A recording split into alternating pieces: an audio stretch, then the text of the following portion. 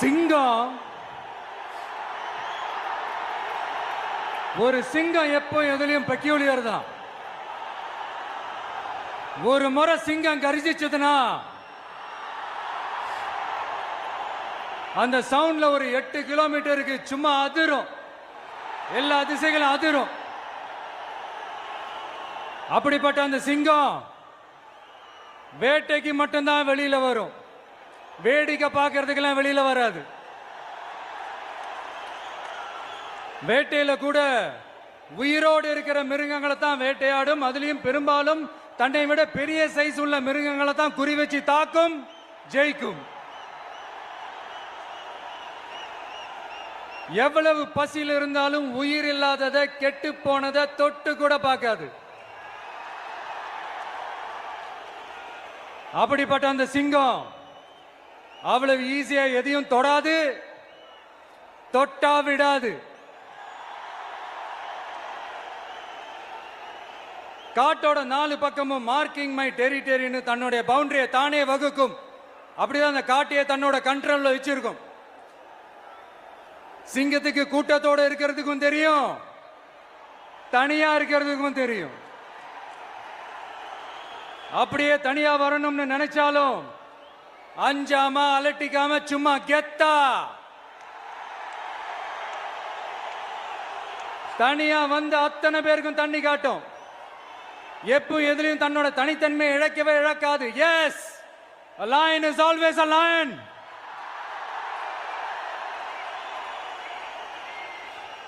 There are so many jackals and other animals in the forest, but there will be only one lion. And even if it is single, it will be the king of jungle. It is not only a description but also a clear declaration. சிங்கத்தை பத்தி பேசிட்டு நம்ம சிங்க குட்டிகளையும் சிங்க பெண்களையும் பத்தி நம்ம பேசாம இருக்க முடியுமா? அவங்கள எப்படி நான் மறப்பேன்? அவங்க தான் என்னுடைய உயிராச்சே. என் நெஞ்சில் குடியிருக்கும்.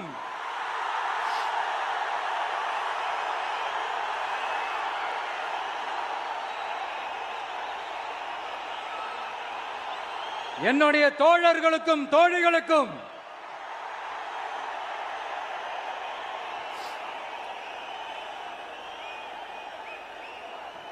நேர்ல வர முடியாத சூழல்ல வீட்டில் இருந்துகிட்டே நம்மளோட இந்த மாநாட்டில் நேரலை வாயிலாக கலந்துகிட்டு இருக்கிற என்னுடைய அம்மாக்கள், அக்கா தங்கைகள், அண்ணன் தம்பிகள், நண்பர்கள் அனைவருக்கும் என்னோட உயிர் வணக்கம். என்னோட உயிர் வணக்கம். என்னோட உயிர் வணக்கம்.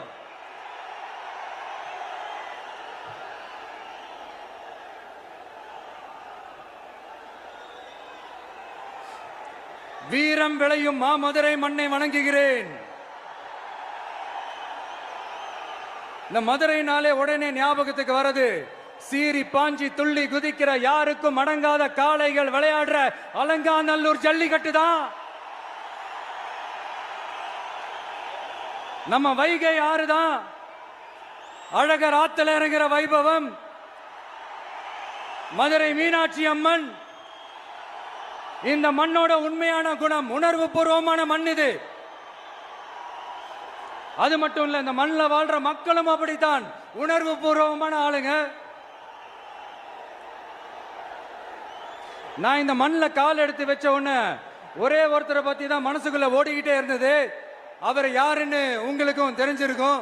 சினிமானாலும் சரி, அரசியல்னாலும் சரி, நமக்கு ரொம்ப ரொம்ப பிடிச்சது புரட்சி தலைவர் எம்ஜிஆர் அவர்கள் தான். அவரோட பழகிறதுக்கு எனக்கு வாய்ப்பு கிடைக்கல.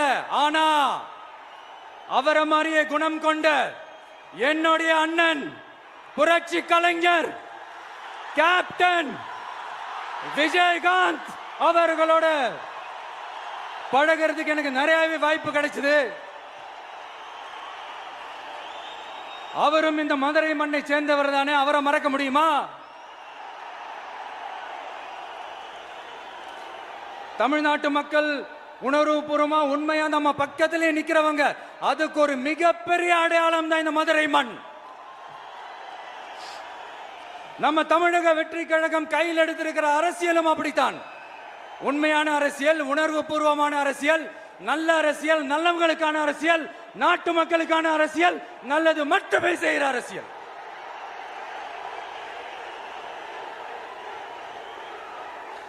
இதோ நம்மளுடைய இந்த இரண்டாவது மாநில மாநாடு வாகை சூடும் வரலாறு திரும்புகிறது.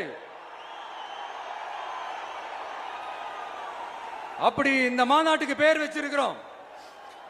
1967லயும் 1977லயும் நம்ம தமிழக அரசியல் ஒரு மிகப்பெரிய ஆட்சி அதிகார மாற்றங்கள் ஒண்ணு நடந்துச்சு இல்லையா?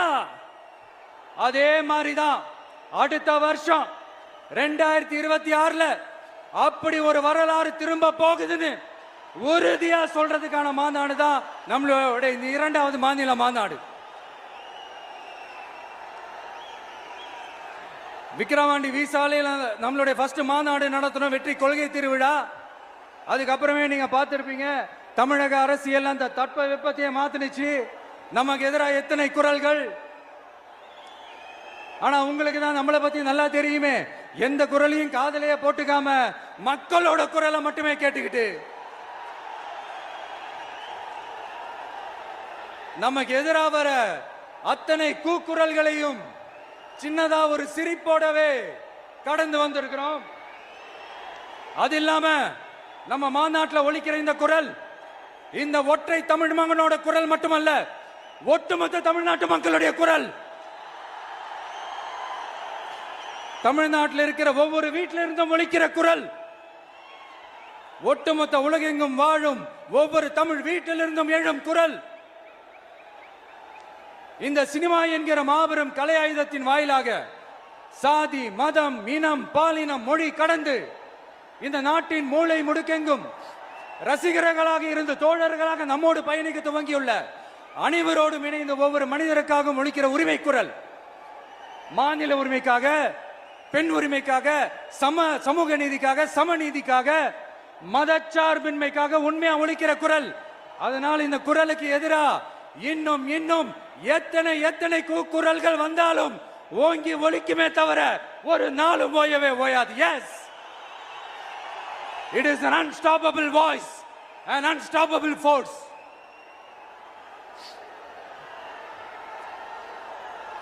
நம்ம அரசியலுக்கு வர்றதுக்கு முன்னாடி அட இவரெல்லாம் வர மாட்டாரியா, அவரே வரல, இவரே வரல, இவருங்க வர போறாரு அப்படின்ட்டு நிறைய பேர் ஜோஷியம் சொன்னாங்க.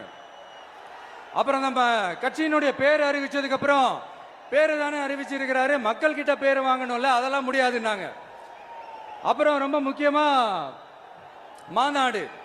மாநாடுலாம் எவ்வளவு பெரிய விஷயம், அதெல்லாம் இவர் ஒத்தால எப்படி பண்ண முடியும், சும்மா பக்கத்தில் புஷியானதை வச்சுக்கிட்டு மாநாடுல எப்படி நடத்தி காட்ட முடியும், அதெல்லாம் அவங்களால முடியாது. அப்புறம் மழை பெஞ்சு எல்லாத்தையும் எடுத்துரும். ஏன் என் கூட இருக்கிறவங்களே கூட தான் சொன்னாங்க. அதுக்கப்புறம் என்ன நடந்துச்சுன்னு உங்க எல்லாருக்குமே தெரியும். இப்ப புதுசா ஒண்ணு சொல்ல ஆரம்பிச்சிருக்கிறாங்க. அது என்னடானா, ஆட்சியை பிடிக்கிறதெல்லாம் அவ்வளவு ஈஸி இல்லை இல்லையா. இப்ப அதெல்லாம் விட்டாங்க, இப்ப இங்க வந்துட்டாங்க. இவர் நேரா ஷூட்டிங்ல இருந்து வருவாராம், வந்து ஆட்சியை பிடிப்பாராம். அது எப்படி இவராலே முடியும்? அவராலே முடியல, இவராலே முடியல, அவருக்கு அத்தனை வருஷம் ஆச்சு, இவராலே எப்படி முடியும் ஒரு பக்கம். இன்னொரு பக்கம் கூட்டம்லாம் ஓகே தான், அது எப்படி ஓட்டா மாறும் அப்படின்றது இன்னொரு பக்கம். இப்படி கதை, திரைக்கதை, வசனம், இயக்கம், பாடல்கள்,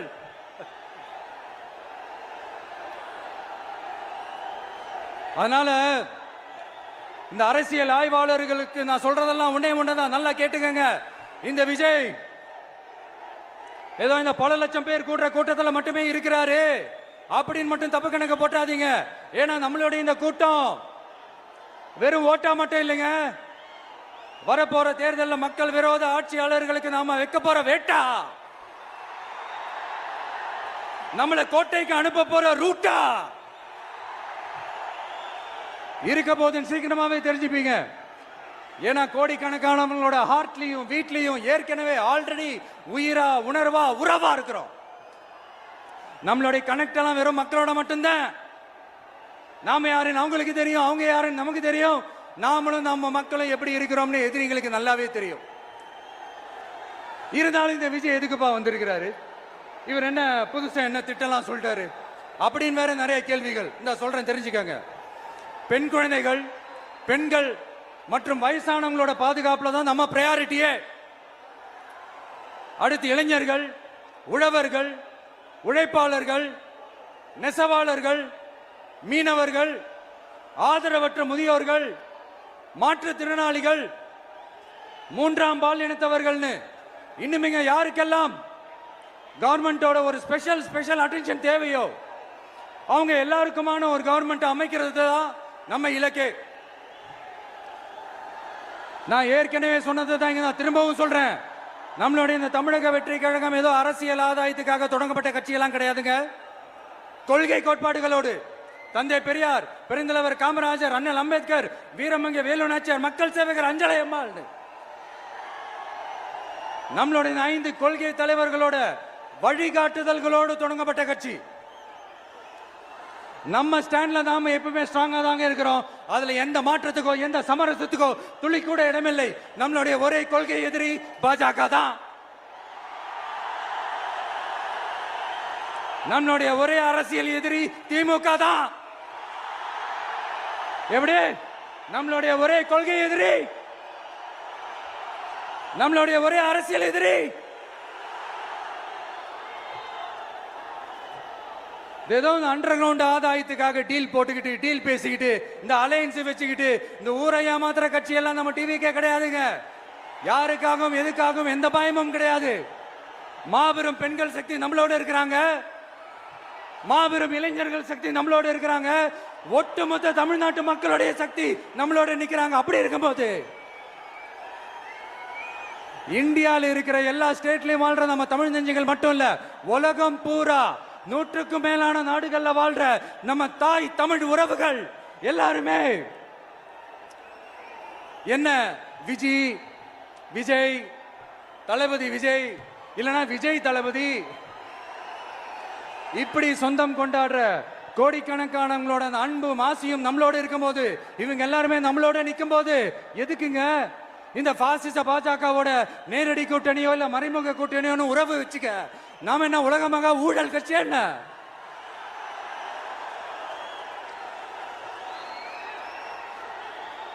நம்மளை பத்தி சின்னதா ஒரு உண்மை ஒண்ணு சொல்லலாமா?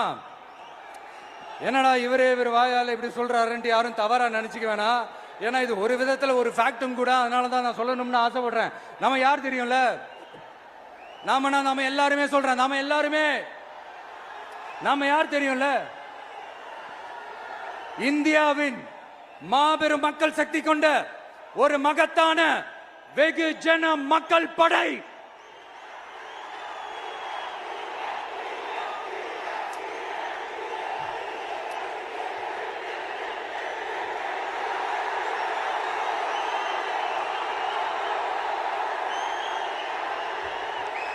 அதனால நம்ம தலைமையில நாம் அமைக்க போற இந்த உண்மையான மக்களாட்சிக்கான அச்சாரமாக மாபெரும் மக்கள் சக்தியே அணி அணியாக நம்மளோட திரண்டு நிக்கிறப்போ இந்த அடிமை கூட்டணியில சேர வேண்டிய அவசியம் நமக்கு இருக்குங்க.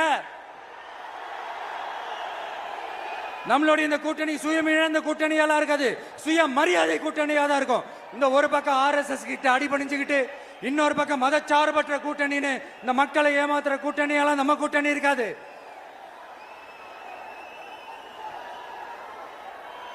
நான் இப்பவும் சொல்றேன், நம்மளை நம்பி வர்றவங்களுக்கு ஆட்சியிலும் அதிகாரத்திலும் உறுதியாக பங்களிப்பு செய்யப்படும். உடனே இந்த கேள்விகள்லாம் வரும். அப்ப யாரு கூட்டணி, யாரு வரா, யாரு போறா, இந்த கேள்விகள்லாம் வரும். இந்த கேள்விகளுக்கெல்லாம் ஒரே ஒரு பதில் தான், சஸ்பென்ஸ்ல சஞ்சாரம் செய்யுங்க.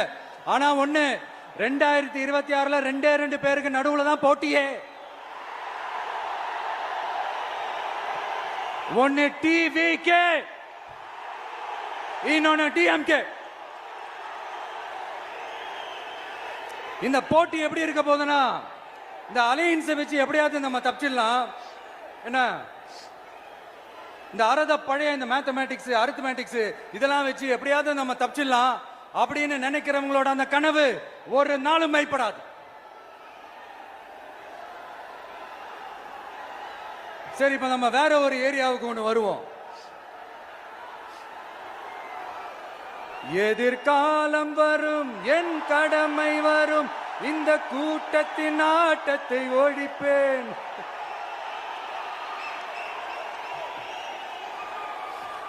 மக்கள் அரசியல் என்ற அந்த சவுக்க கையில் எடுக்கலாமா? யாருக்கு எதிரான தானே கேட்கிறீங்க? வேற யாரு? மறைமுக உறவுக்காரர்களான பாசிச பாஜகவும் பாய்சன் திமுகவும் தான். மாண்புமிகு பிரதமர் நரேந்திர மோடிஜி அவர்களே, 3வது முறையா ஒன்றியத்தோட ஆட்சி அதிகாரத்தை நீங்க தானே கையில் வச்சிருக்கிறீங்க. இல்ல நாங்க தெரியாம தான் கேட்கிறோம். நீங்க ஆட்சிக்கு வந்தது ஒட்டுமொத்த மக்களுக்கும் நல்லது செய்யவா, இல்ல நம்மளுடைய இந்த இஸ்லாமிய நண்பர்களுக்கும் இஸ்லாமிய தோழர்களுக்கும் எதிராக சதி செய்யவா? மக்களுக்கு உங்ககிட்ட கேட்கறதுக்குன்னு ஏராளமான கேள்விகள் இருக்குது.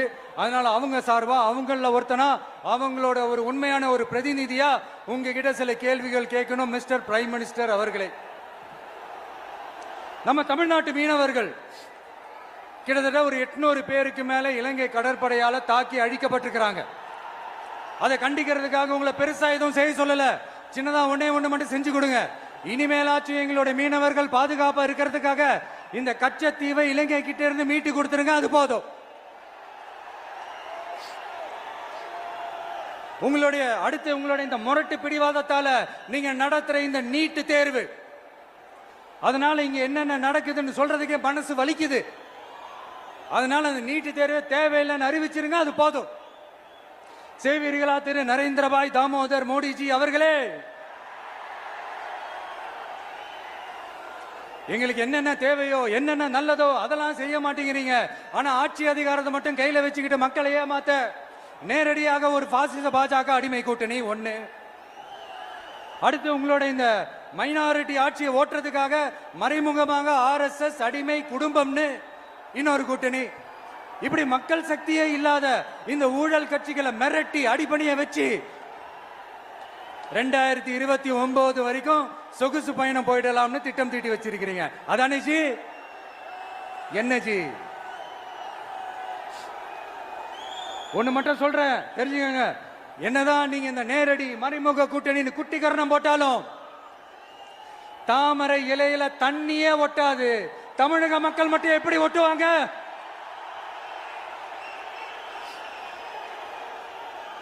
இங்க ஒரு MP சீட்டு கூட தரலன்றதுக்காக தமிழ்நாட்டுக்கும் தமிழ்நாட்டு மக்களுக்கும் எதுவுமே செய்யாம ஓரவஞ்சனை செய்யுது இந்த ஒன்றிய பாஜக அரசு. சங்கம் வச்சு தமிழ் வளர்த்த மண் இந்த மதுரை மண். அதனால இங்க அந்த கீழடியில கிடைச்ச ஆதாரங்களை எல்லாம் மறைச்சிட்டு எங்க நாகரிகத்தையும் எங்க வரலாறையும் அழிக்கிறதுக்காக உள்ளடி வேலை செய்யலாம்னு நினைக்கிறீங்க. தமிழ்நாட்டை தொட்ட என்ன நடக்கும் நீங்க பல உதாரணங்கள் இருக்குது. அதனால இதையெல்லாம் மறைச்சிட்டு எங்க மக்களை ஏமாத்திடலாம்னு மட்டும் நினைக்காதீங்க. மத நல்லிணக்கத்திற்கு பெயர் பெற்ற இந்த மதுரை மண்ணிலிருந்து சொல்றேன், உங்க எண்ணம் எல்லாம் ஒரு நாளும் ஈடேறாது.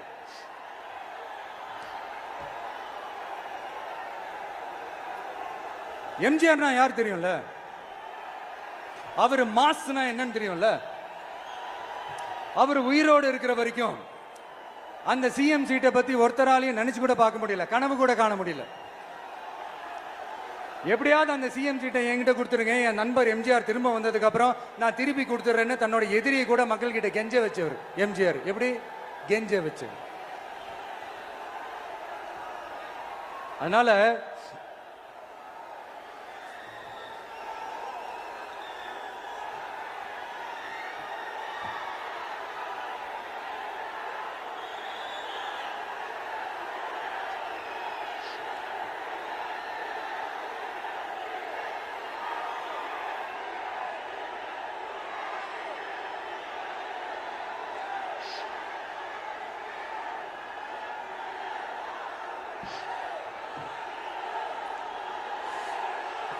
ஆனா இப்போ அவர் ஆரம்பிச்ச அந்த கட்சியை, எம்ஜிஆர் அவர்கள் ஆரம்பிச்ச அந்த கட்சியை கட்டி காக்கிறது யாரு? இன்னைக்கு அந்த கட்சி எப்படி இருக்குது? அதை நான் சொல்லிதான் உங்களுக்கு தெரியணுமா? அப்பாவி தொண்டர்கள் அதை வெளியில சொல்ல முடியாம வேதனையில தவிக்கிறாங்க. 2026 சட்டமன்ற தேர்தலில் யாருக்கு ஓட்டு போடணும், எப்படிப்பட்ட ஆட்சி இங்க அமையணும்னு அந்த அப்பழுக்கற்ற அந்த தொண்டர்களுக்கும் ரொம்ப நல்லாவே தெரியும்.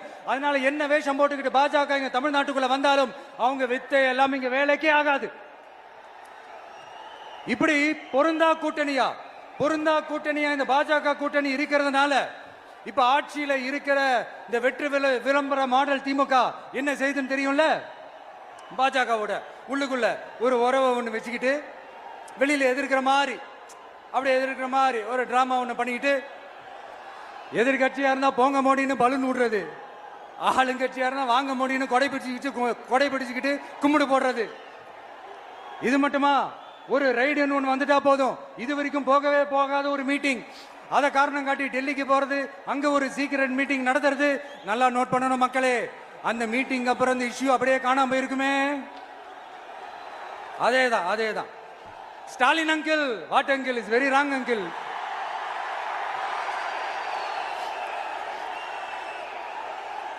இப்படி தமிழ்நாட்டில் இப்ப நடக்கிற இந்த ஆட்சியினுடைய லட்சணத்தை பார்த்துக்கிட்டு நாம எப்படி சும்மா இருக்க முடியும்? ஒரு தவறு செய்தால், அதை தெரிந்து செய்தால், அவர் கபட நாடக மு.க. ஸ்டாலின் அங்கிளாகவே இருந்தாலும்,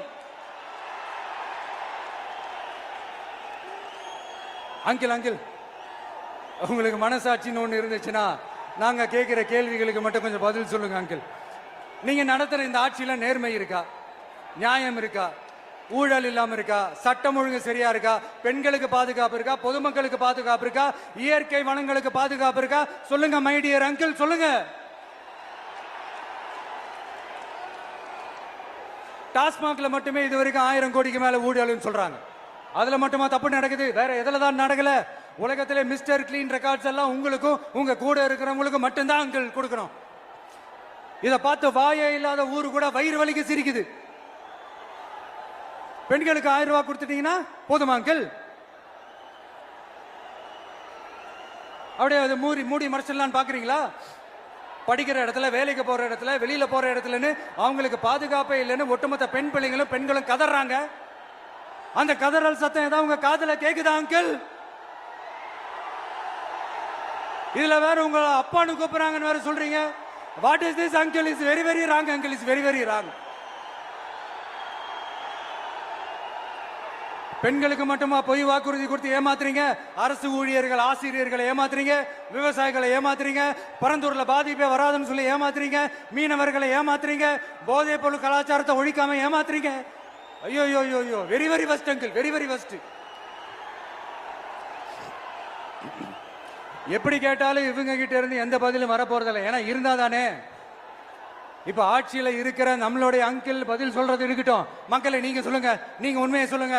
செய்வோம்னு சொன்னாங்களே, சொன்னதெல்லாம் செஞ்சாங்களா? உங்களை தான் கேக்குறேன், சொன்னதெல்லாம் செஞ்சாங்களா? சத்தமா மை டியர் அங்கிள், கேக்குதா? மக்களோட சத்தம் கேக்குதா? இது வெறும் சாதாரணமான முழக்கம் தான். கூடிய சீக்கிரம் மக்களை போய் சந்திக்க போறேன், அவங்களோட மனசு விட்டு பேச போறேன். அதுக்கப்புறம் இந்த சாதாரணமான முழக்கம் இடி முழக்கமா மாறும். அத்தோட நிக்காது. அந்த இடி முழக்கம் தமிழ்நாட்டோட போர் முழக்கமா மாறும். அந்த போர் முழக்கம் உங்களை ஒரு நிமிஷம் கூட தூங்க விடாது.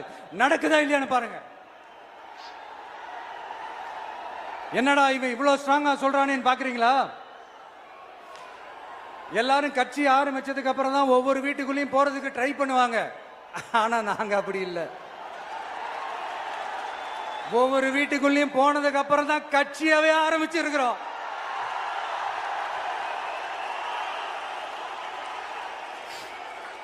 அதனால ஒட்டுமொத்தமா எல்லாருமா சேர்ந்து இந்த திமுக ஆட்சிய, கபட நாடக திமுக ஆட்சிய 2026 தேர்தலில் வீட்டுக்கு அனுப்புறோம். வீட்டுக்கு அனுப்புறோம். என்ன நண்பா, சரிதானே? என்ன நண்பி, செய்வீர்கள் தானே? இப்போ உங்களுக்கு சின்னதா ஒரு சர்ப்ரைஸ். நம்ம கட்சியினுடைய வேட்பாளர் பட்டியலை இப்ப நான் அறிவிக்க போறேன். மதுரை கிழக்கு வேட்பாளர் விஜய். இன்னும் முடிக்கல. ஒரு நிமிஷம், இன்னும் முடிக்கல. மதுரை மேற்கு வேட்பாளர் விஜய். மதுரை மத்தி வேட்பாளர் விஜய். மதுரை தெற்கு வேட்பாளர் விஜய். மதுரை வடக்கு வேட்பாளர் விஜய். மேலூர் விஜய். சோழவந்தான் விஜய். திருப்பரங்குன்றம் விஜய். திருமங்கலம் விஜய். உசலம்பட்டி விஜய்.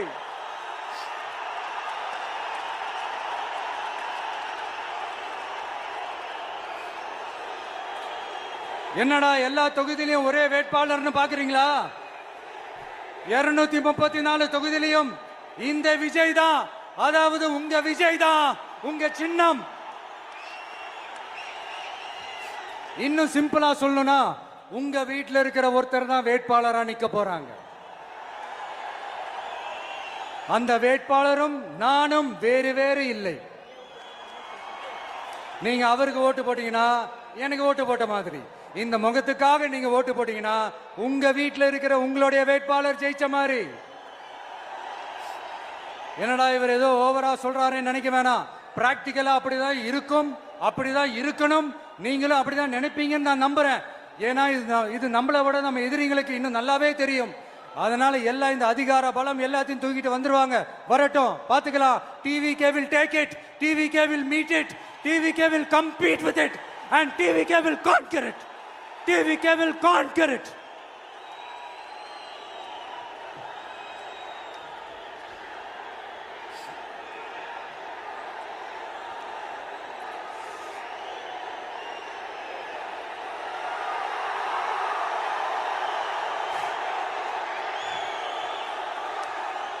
இந்த நேரத்தில் நம்ம மனசுல இருக்கிறத மக்கள் கிட்ட சொல்லி ஆகணும்.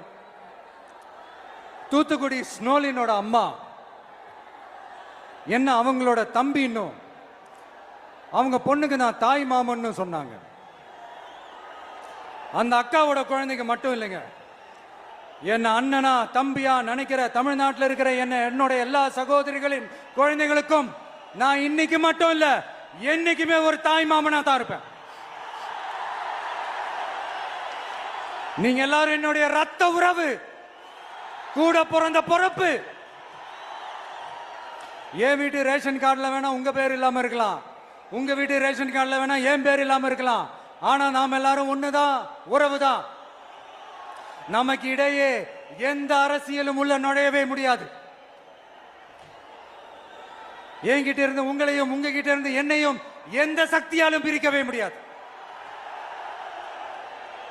அப்புறம் நான் ஒன்னும் இந்த மார்க்கெட் போனதுக்கு அப்புறம், ரிட்டையர் ஆனதுக்கு அப்புறம் அடைக்கலம் தேடி அரசியலுக்கு வரல, படைக்கலனோட வந்திருக்கிறோம்.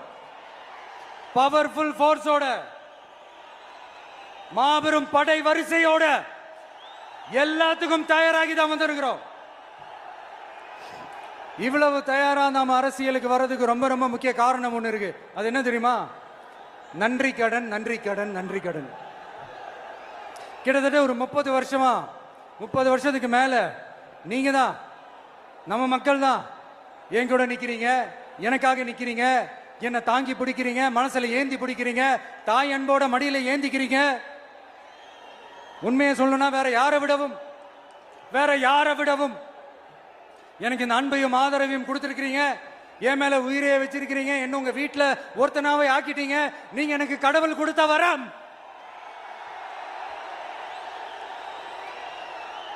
உலகம் பூரா நமக்காக நம்ம கூட நிக்கிற நம்ம மக்களை நான் எப்படி மறப்பேன்? நான் என் லைஃப்ல ரொம்ப உயிரா நினைக்கிறது பெண்களை, குழந்தைங்களை, இளைஞர்களை, உழைக்கிற மக்களை தான். இவங்க தான் நம்மளோட வகைரா. இதை பார்த்து தான் நம்மளோட எதிரிகளுக்கு பத்தி எரியுது. அதுக்காக நாம் என்ன செய்ய முடியும்? அதனால நம்ம உறவுகளை, சொந்தத்தை, வகைராவை யாருக்காகவும் எதுக்காகவும் விட்டு கொடுக்க முடியாது இல்லையா? Here at this moment among this August gathering, I want to open my heart and say I enjoy people, I respect people, I worship people.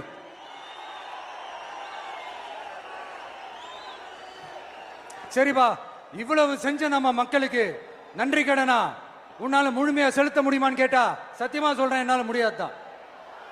இன்னும் எத்தனை ஜென்மம் எடுத்தாலும் அந்த நன்றி கடனை என்னால தீர்க்கவே முடியாது. அப்புறம் என்ன மானாவுக்கடா நீ வந்திருக்க அதானே கேக்குறீங்க? மைண்ட் வாய்ஸ் கேட்ட மாதிரி இருந்து. வாழ்நாள் முழுக்க நம்ம மக்களுக்காக ஆதரவா துணையா நிக்கிறத தவிர, அவங்களுக்காக உழைக்கிறத தவிர எனக்கு வேற எந்த எண்ணமும் இல்லை. எனக்கு இப்ப வேற வேலையும் இல்லை. இனிமே எனக்கு இதுதான் என் வேலையே, என் கடன் இனி என் மக்களுக்கு பணி செய்து கிடப்பதே. இப்படியா ஹார்ட் டு ஹார்ட் யதார்த்தமா பேசிய பழகிட்டோம். இதுக்கு மேலேயும் எனக்கும் மக்களுக்கும் இடையே இருக்கிற அந்த உறவை பத்தி நான் பேச ஆரம்பிச்சேன்னா ஒரு மாதிரி எமோஷனல் ஆயிடுவேன். அப்புறம் அதை கண்ட்ரோல் பண்றது ரொம்ப கஷ்டம். அதனால என்ன மனசார நேசிக்கிற நம்ம மக்களுக்கு ஒண்ணு சொல்றேன். இந்த விஜய் உங்க விஜய், உங்களுக்கான விஜய், உங்களுக்காக மட்டுமே இருக்கிற விஜய். உங்க கூட நிக்க, உங்களுக்காக நிக்க, உண்மையா நிக்க, உணர்வோட நிக்க, உறுதியா நிக்க, உங்க கூட பேச, உங்களுக்காக பேச, உண்மையா பேச, உணர்வோட பேச, உறுதியா பேச, உங்களுக்காக சேவை செய்ய உங்க விஜய் நான் வர.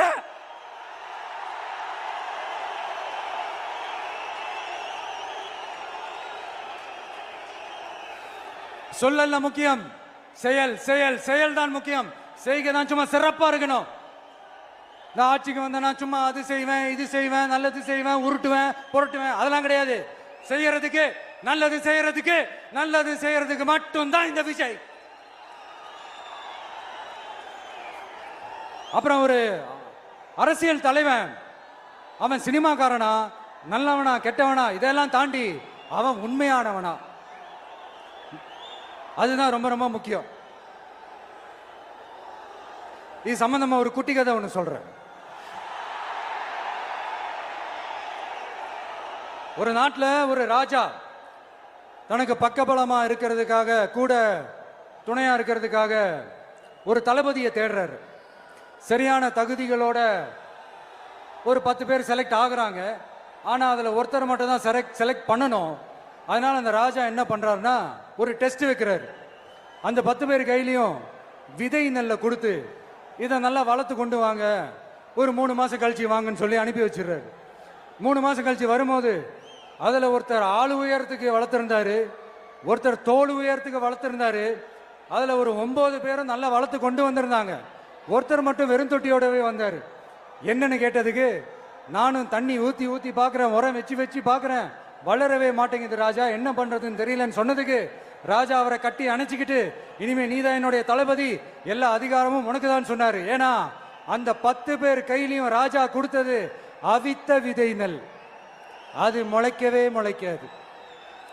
அந்த 9 திருட்டு பயலும் என்ன பண்ணிருக்காங்கன்னா வேற விதை நெல்லை வாங்கி அதை வளர்த்துட்டு ராஜாவையும் மக்களையும் ஏமாத்திருக்கிறாங்க.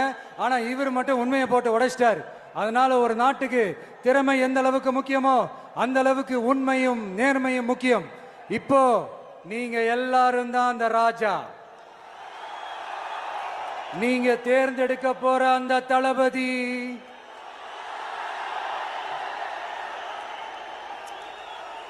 சும்மா சினிமாக்காரன் சினிமாக்காரன் சினிமாக்காரன். அம்பேத்கர் அவர்களை தோக்கடிச்சது சினிமாக்காரன் இல்ல, அரசியல்வாதி. காமராஜர் அவர்களை தோக்கடிச்சது, இங்க விருதுநகர் பகுதியில் தோக்கடிச்சது சினிமாக்காரன் இல்ல, இன்னொரு அரசியல்வாதி. இன்னைக்கும் நம்ம கூட வாழ்ந்துட்டு இருக்கிற நல்ல கண்ணு ஐயாவை தோக்கடிச்சது சினிமாக்காரன் இல்ல, அரசியல்வாதி.